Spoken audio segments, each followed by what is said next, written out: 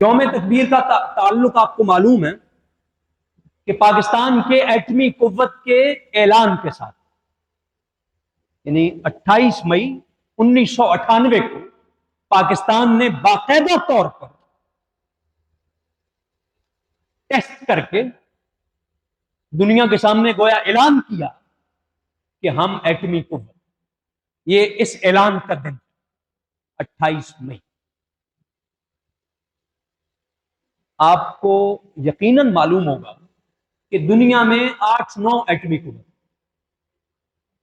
100 لگ بھگ 92 ممالک ہیں جو اقوام متحدہ کے ارکان ممبر ممالک، ان میں سے 8-9 ملک ہیں جو ایٹمی قوت، اور پوری مسلم دنیا میں 56 ممالک میں یا 57 میں ایک ایٹمی قوت۔ اس پر بھی اللہ کا شکر کرنا چاہیے، الحمدللہ ثم الحمدللہ، اور وہ پاکستان۔ اس سے آپ کو اندازہ ہو گیا ہوگا کہ یہ معمولی قوت نہیں ہے، غیر معمولی قوت۔ 28 مئی اس اعلان کا دن ہے کہ پاکستان اپنے دفاعی امور میں دنیا کی 8-9 قوموں میں شامل۔ اب پاکستان ایٹمی قوت کیوں بنا، کیسے بنا، اس میں کن لوگوں کا کردار تھا، اس کے کیا نتائج نکلے، ایک ایک دو فقرے میں عرض کریں۔ کیوں بنا آپ کو معلوم ہے، 1960 کے بعد ہی ہمیں خبریں ملنا شروع ہو گئی تھی، ہماری مقتدرہ کو، ہماری سیاسی قیادت کو، کہ ہندوستان ایٹم بم بنانے کے راستے پر چل رہا ہے۔ پہلا تجربہ ہندوستان نے 1974 میں کیا، لیکن خبریں 1960 کے بعد عام تھیں اور سب کو معلوم تھا کہ ہندوستان کے کیا عزائم۔ یہ اس کا سبب، جب بھٹو صاحب آئے 1971 کے بعد، 1971 کے سانحے کے بعد، آپ کو معلوم ہے کہ سول مارشل لا ایڈمنسٹریٹر بنائے گئے، پھر صدر بنائے گئے، تو اس زمانے میں انہوں نے یہ فیصلہ، پاکستان کے ایٹمی پروگرام کا معمار کسی کو کہا جا سکتا ہے تو وہ ذوالفقار علی بھٹو۔ یہ ایک تاریخی حقیقت ہے۔ بھٹو صاحب نے اس نزاکت کو محسوس کیا اور اس کا فیصلہ کیا، اور پاکستان اٹامک انرجی کمیشن کی بنیاد ہے۔ اٹامک کمیشن پہلے بھی تھا، لیکن اب اس کی شکل بدل گئی۔ مسلم دنیا میں سے بعض ممالک کے دورے کیے، شام کا دورہ کیا، مصر کا کیا، لیبیا کا دورہ کیا، فنڈز کے لیے۔ اور ہمیں یہ بات نہیں بھولنی چاہیے کہ لیبیا نے پاکستان کی اس سلسلے میں غیر معمولی مالی مدد کی، ہمیں یہ نہیں بھولنا چاہیے۔ پھر اس میں کچھ تکنیکی رکاوٹیں تھیں، تفصیل میں نہیں جاتا۔ 1970 میں جب این پی ٹی لایا گیا، نان پرالیفریشن ٹریٹی، یعنی جو عدم پھیلاؤ ہے ایٹم کی قوت کا، یہ جب لایا گیا تو بڑے مسائل پیدا ہوئے، ہمارے لیے بڑے مسائل پیدا ہوئے۔ تب فرانس نے، کینیڈا نے ہمارے ساتھ کمٹمنٹس کر رکھی تھی سول مقاصد کے لیے، وہ پیچھے ہٹ گئے، بڑے بڑے مسائل پیدا ہوئے۔ لیکن ان لوگوں نے ہمت نہیں کی۔ ڈاکٹر منیر احمد خان، ڈاکٹر عبد القدیر خان، ڈاکٹر اشفاق احمد، یہ جو سائنٹسٹ تھے، انہوں نے غیر معمولی کارنامے سے، ڈاکٹر سمربند مبارک غیر معمولی کارنامے سے۔ آپ کو معلوم ہوگا کہ ایک پلوٹونیم سے بنتا ہے ایٹم بم، ایک یورینیم سے بنتا ہے۔ پاکستان نے جب ایکسپیریمنٹس کیے تھے، ٹیسٹ کیے تھے، تو دونوں طرح کے ایٹم بمز کیے۔ ڈاکٹر عبد القدیر خان کو 1976 میں پاکستان لایا گیا۔ سینٹری فیوجز کا سارا کریڈٹ ڈاکٹر عبد القدیر خان کا. اس کے لیے بہت بڑا نیٹ ورک بنایا گیا, پوری مطلب یورپ, مشرق وسطیٰ یا آپ کا جو مشرق بعید ہے, ان سب میں پھیلا ہوا, انڈیا میں بھی پھیلا, جس میں ہماری ایجنسیز کے لوگ تھے. اب چونکہ یہ سب باتیں پبلک ہیں تو اس لیے میں کر رہا ہوں, یعنی اب یہ کوئی سیکرٹ نہیں. پرزے لانے کے لیے وہ ایک داستان ہے عزم کی, وفاداری کی, ہمت کی, استقلال کی, توکل کی, بے خوفی کی داستان. 10,000 لوگ 1998 تک ہمارے اس پروگرام کے لیے کام کیا ہے. 10,000 لوگوں نے. کچھ کا نام ہم جانتے ہیں, چند ایک کا, اکثریت گمنام. وہ بھی ہمارے ہیروز ہیں. وہ اگر فوت ہو چکے ہیں تو اللہ ان کی قبروں کو ٹھنڈا کرے, اور اگر زندہ ہیں تو خدا ان پہ اپنی کروڑہ برکتیں نازل کرے. وہ ہمارے ہیروز ہیں. ان حالات میں یہ بنا 1983-84 میں پاکستان ایٹمی قوت بن چکا. پاکستان کے پاس ایٹمی صلاحیت آ گئی تھی.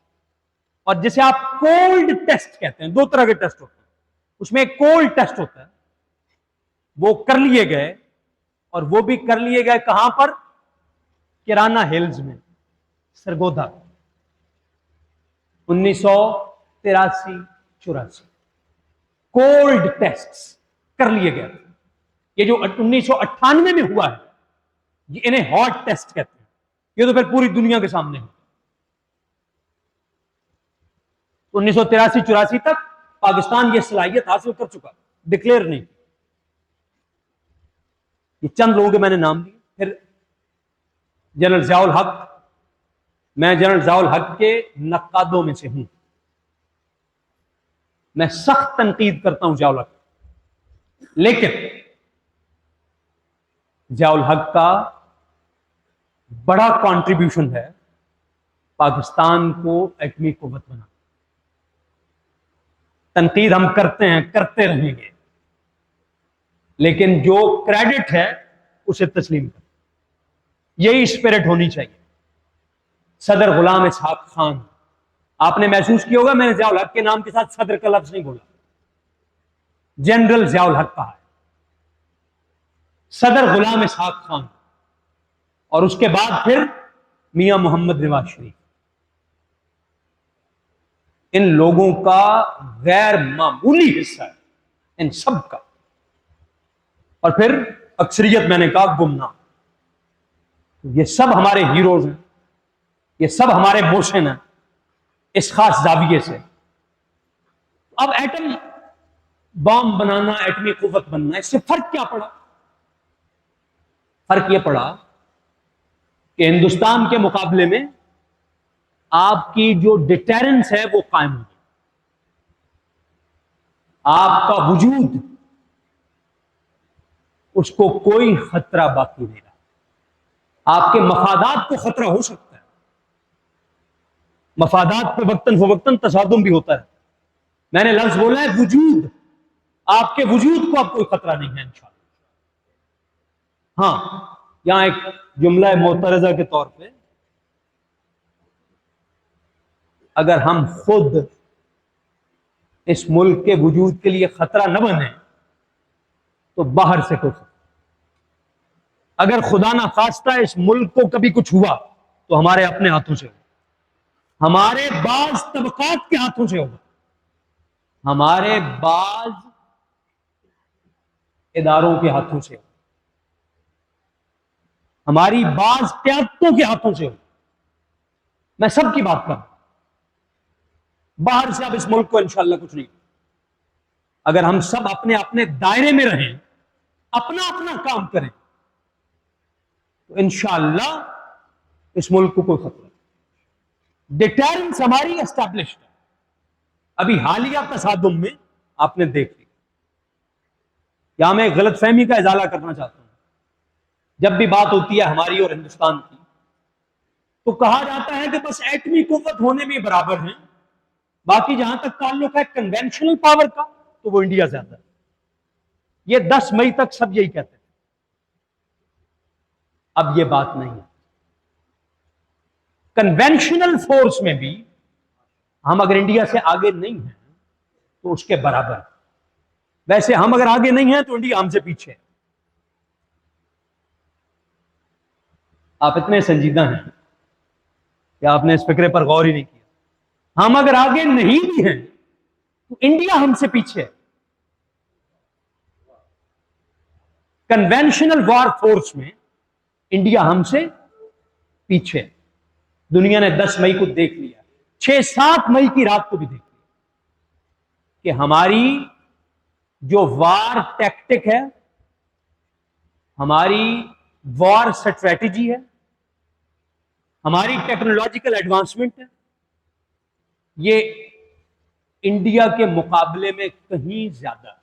اس کے لیے ہم سب سے پہلے اپنی سیاسی سول قیادت اس کے شکر گزار.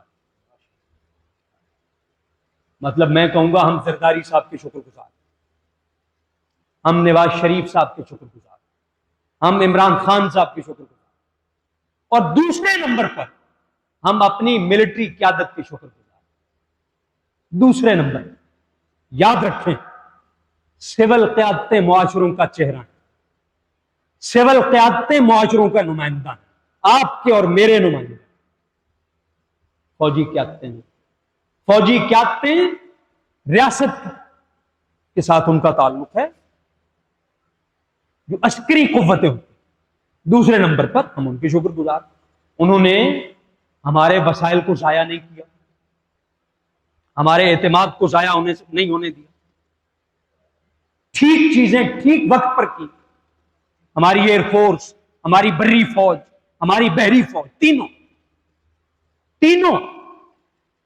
ان سب نے اپنا اپنا کام غیر معمولی طریقے سے کیا. اس پر ہم ان کی تحسین کرتے ہیں, انہیں داد دیتے ہیں, ضرورت پڑے تو انہیں سلیوٹ بھی کرتے ہیں. دنیا نے دیکھ لیا کہ پاکستان کی آرمڈ فورسز انڈیا کو آؤٹ کلاس کر چکی ہیں, اور یہ لفظ جو میں بول رہا ہوں آؤٹ کلاس کر چکی ہیں, یہ لفظ کئی ملٹری اینالسٹ بول رہے ہیں کہ پاکستان کی ایئر فورس نے انڈین ایئر فورس کو آؤٹ کلاس کر دیا. آؤٹ کلاس کا مطلب یہ ہے کہ ہماری وار اسٹریٹجی کہیں آگے جا چکی ہے. ہم اب میں آپ کو اس کا نام بھی بتاتا ہوں. ہماری جو اسٹریٹجی اس وقت اسے کہتے ہیں multiple domain operation. Multiple domain operation ہم اس پر چل رہے ہیں. آپ کے علم میں ہے کہ انڈیا نے 72 جیٹس بھیجے ہیں 6-7 کی رات کو. 72. انڈیا کے ذہن میں یہ تھا کہ شاید یہ وہی پرانی جنگ ہوگی فضا میں. ہم نے 42 بھیجے ہیں, ہماری طرف سے 42 جیٹس گئے, اور 39 سے 60 منٹ یہ جنگ رہی ہے فضا میں تقریباً, اور ہمارا کوئی ایک لاس نہیں. انڈیا کے 6 لاسز بلکہ 7 ہیں, ایک ٹیکٹیکل ڈرون بھی. 7 لاس, یہ معمولی چیز نہیں ہے. رفال گرایا ہم نے, اور بالکل گرائے. بہت سارے ملٹری اینالسٹ سے میں نے سنا, وہ کہہ رہے تھے they were surprised, یعنی انڈیا کے لیے یہ سب حیرتناک تھا. وہ یہ توقع نہیں کرتے تھے کہ اس سطح کی ٹیکنالوجی کے ساتھ ہمیں مقابلہ کرنا پڑے. آپ ذہن میں رکھیں کہ ہماری ایئر فورس میں ہمارے پاس ایک اسپیس کمانڈ ہے, پوری ایک سائبر کمانڈ ہے, جو آپ کا الیکٹرانک وارفیئر ہے اس میں ہم بہت آگے ہیں. ایک انڈین اینالسٹ ہے, آپ چاہیں تو اس کا نام لکھ لیں, پراوین سونی. پراوین سونی, اس کا یوٹیوب چینل ہے فورس میگزین کے نام سے. پراوین سونی, ضرور سنیں. یہ پاکستانی نہیں, انڈین, اسے ضرور سنیں. آپ کو سارا اندازہ ہو جائے گا. یہ جو باتیں میں کہہ رہا ہوں ان کی ساری تفصیلات آپ کو مل جائیں. تو پاکستان نے الحمدللہ انہیں آؤٹ کلاس کیا. ٹیکنالوجی ہم نے انہیں لاک کیا, انہیں جام کیا اور ٹارگٹ کیا. انڈیا میں جب ہم نے 10 کو ریٹیلیٹ کیا, ہمارے ایئر بیسز پہ جب انہوں نے حملہ کیا, تو اس کا جب ہم نے رد عمل دیا تو 26 سے زیادہ ملٹری سائٹس کو ہم نے ہٹ کیا 10 تاریخ. اور یہ صرف ہمارا دعویٰ نہیں ہے. 10 مئی کو جب کرنل صوفیہ پریس بریف کر رہی تھی تو یہ اس کے الفاظ تھے کہ پاکستان فورس ملٹری نے ہمارے 26 سے زائد عسکری تنصیبات کو نشانہ بنایا. 26 سے. ہمارے D G S P R صاحب نے کہا تھا کہ جب ہم جواب دیں گے تو دنیا میں اس کی گونج سنائی دے. دنیا نے الحمدللہ اس کی گونج سنی کہ ہم نے کیسے ایک خوددار اور غیرت مند قوم کے طور پر انڈیا کو جواب دیا. ہم کنونشنل وار فورس میں انڈیا کو آؤٹ کلاس کر چکے ہیں. انڈیا کو اب جنوبی ایشیا میں جو چودراہٹ کی خام خیالی ہے وہ ذہن سے نکال دینی چاہیے. اب تو نیپال کے بچے بھی انڈیا کا مذاق اڑاتے ہیں. صحیح بات. اب بنگلہ دیش کے بچے لڑکے بھی انڈینز کا مذاق اڑاتے ہیں. انہیں مذاق ہم نے بنایا, اللہ نے بنایا. مذاق بنا کر انٹرنیشنل میڈیا دیکھ, انٹرنیشنل میڈیا دیکھ, کہتے ہیں آپریشن سندور پاز ہوا ہے, ختم نہیں. بھائی ختم کرنے کی آپ پوزیشن میں ہی نہیں ہے. جو ہی آپ کہیں گے کہ ختم ہو گیا آفیشلی, اسی وقت آپ سے سوال کیے جائیں گے, جواب آپ دینے کے لائق نہیں. تو آپ نے تو یہی کہنا ہے کہ پاز ہو گیا, تاکہ نہ کوئی سوال کرے نہ جواب دینا پڑے.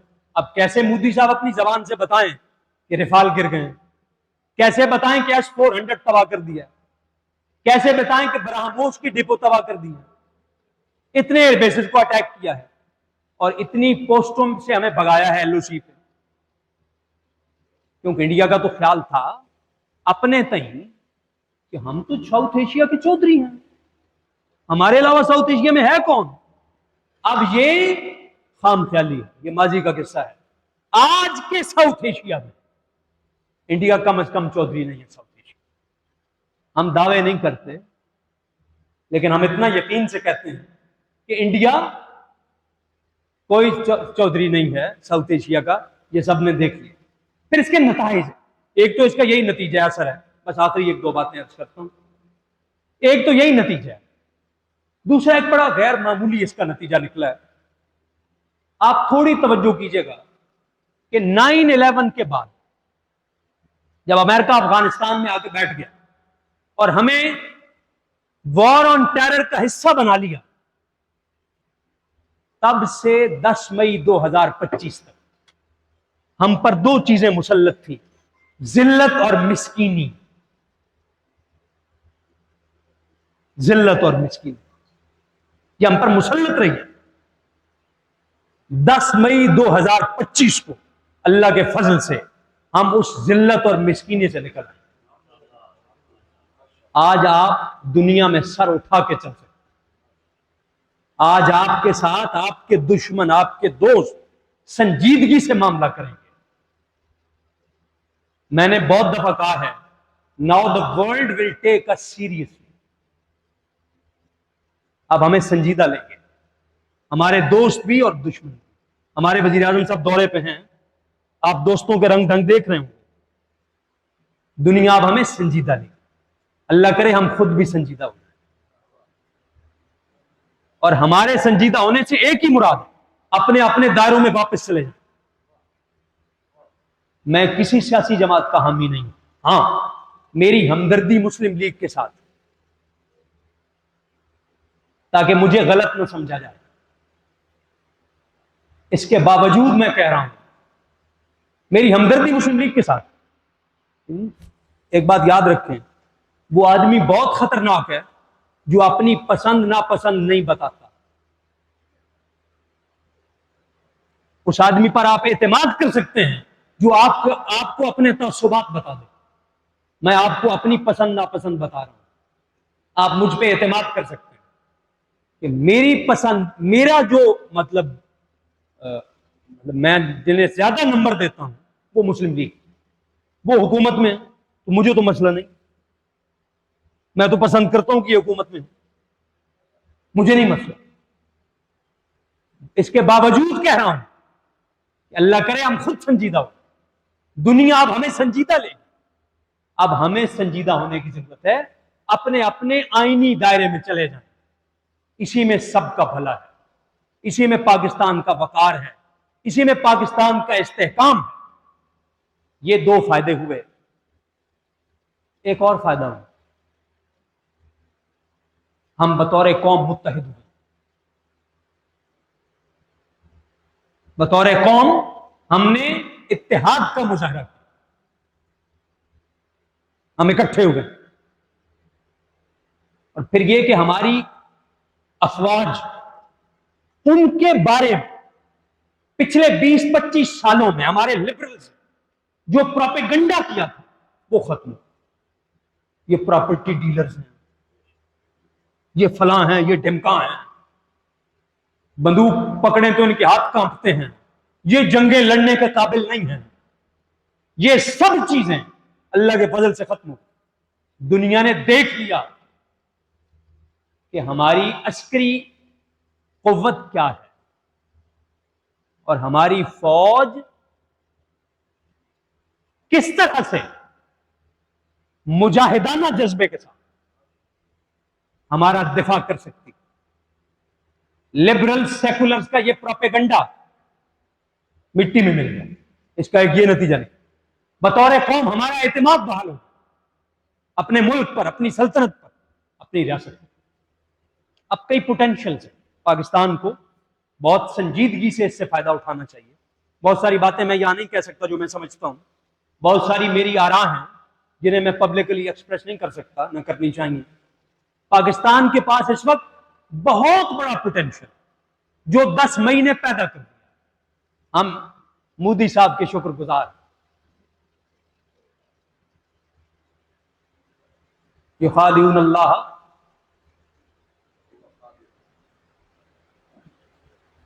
ہم مودی صاحب کے شکر گزار کہ انہوں نے ہمیں کتنا عظیم موقع عطا کیا. کتنا عظیم موقع. اگر مودی صاحب یہ حرکت نہ کرتے تو ہمیں کب پتا چلتا کہ ہم کیا ہیں. دشمن آپ کو خود شناس بنا دیتا. اگر دشمنی سے یہ سبق نہیں سیکھا تو کچھ نہیں سیکھا. بڑا پوٹینشل ہے، بڑے امکانات. یہ بات یاد رکھیں. جنگ ویسے بھی عدل پر جنگ، مطلب ہم مسلمان ہیں، ظلم کی جنگ سے ہمارا کوئی تعلق نہیں ہے. عادلانہ جنگ امکانات کے دروازے کھولتی ہے. یہ پورا موضوع ہے. تو بڑے امکانات کے دروازے کھلے ہیں. ہمیں چاہیے کہ ہم اپنے قریب کے اور دور کے ہمسایوں سے ذرا سنجیدگی سے معاملہ، انویسٹمنٹ کی ٹرمز میں، سفارتکاری کی ٹرمز میں. امت مسلمہ آپ کے پیچھے کھڑی ہو سکتی. آپ بہت بڑا کردار ادا کر سکتے ہیں. بہت غیر معمولی تاریخ ساز کردار. یاد رکھیں کہ اس وقت دنیا ملٹی پولر ہو رہی ہے. دنیا ویسے ہی دوسری جنگی عظیم کے بنائے ہوئے بندوبست سے نکلنا چاہتی. بڑے امکانات. اور اس میں اللہ تعالیٰ کی طرف سے ہمیں یہ بڑا موقع ملا ہے جہاں ہماری قومی طاقت کا اظہار ہوا ہے اور اس کی وجہ سے بھی ہمارے لیے کچھ امکانات ظاہر ہوئے ہیں اور کچھ پیدا ہوئے ہیں. تو یہ یوم تکبیر کے حوالے سے، اور یہ جو ہم دیکھ رہے ہیں یہ بھی آپ سمجھ لیں کہ یوم تکبیر کا ہی نتیجہ ہے. اس کے بعد ساؤتھ ایشیا میں پورا سیکورٹی پیراڈائم بدل گیا. تو یہ ضروری باتیں میں نے عرض کر دی ہیں. تقریب رونمائی خطبات بحیرہ شریف، ان کے حوالے سے بھی، اور دوسرا جو عنوان تھا اس کے حوالے سے بھی اللہ تعالیٰ سے دعا ہے کہ آپ کو مجھے حق پر قائم رکھے، ایمان پر زندہ رکھے اور ایمان پر ہمارا خاتمہ کرے. آپ لوگوں کو اللہ تعالیٰ با کمال عالم بنائے. آخرت میں ہم سب کو اللہ تعالیٰ ذلت اور رسوائی سے بچائے، اللہ تعالیٰ اسلام کا بول بالا کرے، اللہ تعالیٰ پاکستان کی حفاظت کرے۔ میں آپ سب کا بہت شکر گزار ہوں، آپ کے ادارے کا بڑا شکر گزار ہوں۔ وما علیہ